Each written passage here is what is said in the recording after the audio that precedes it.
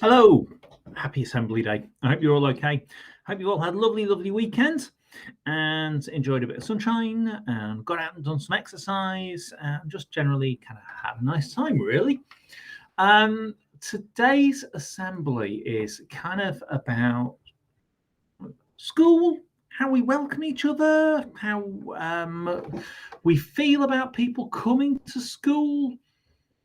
So, have a look if you can see a frame in your classroom with lots of words in it that talks about being a citizen. Point to it for me. Yeah, well done. It's over there. Right. And it says that we aim to be local, global, national citizens. That's really important.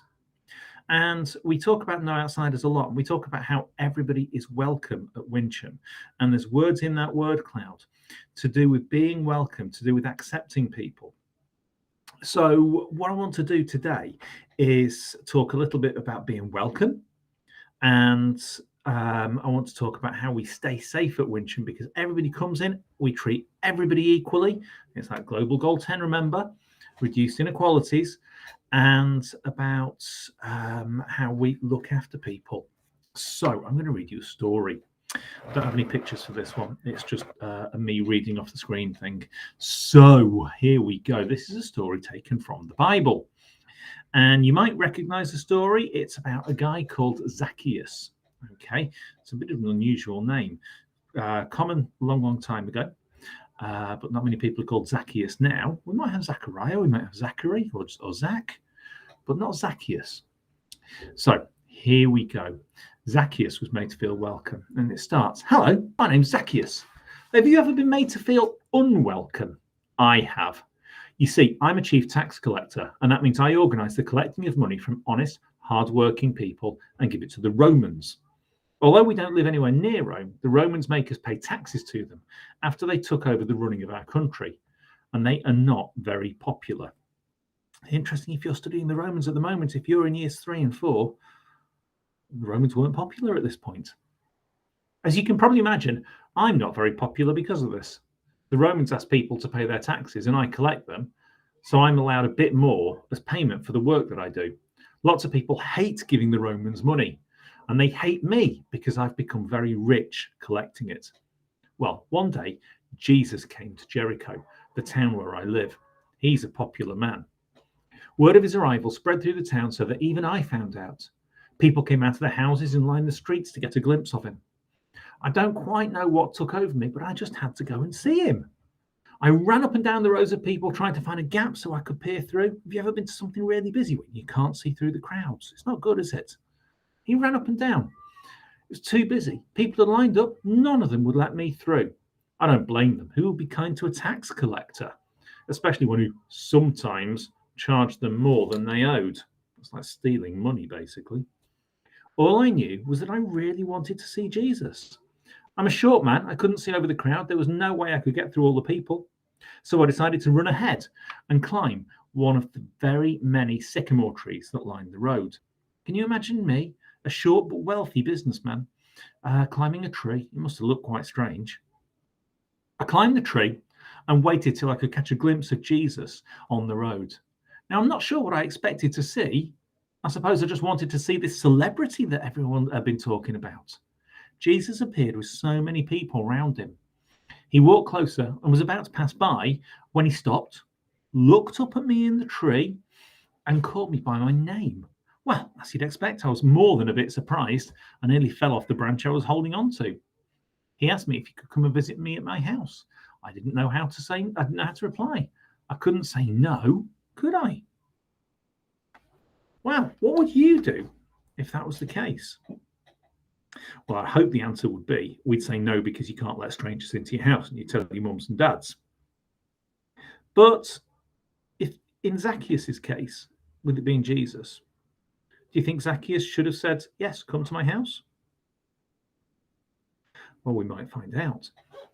But it's about Zacchaeus making Jesus feel welcome, and it's about Jesus welcoming Zacchaeus into his life, even though everybody else didn't like Zacchaeus.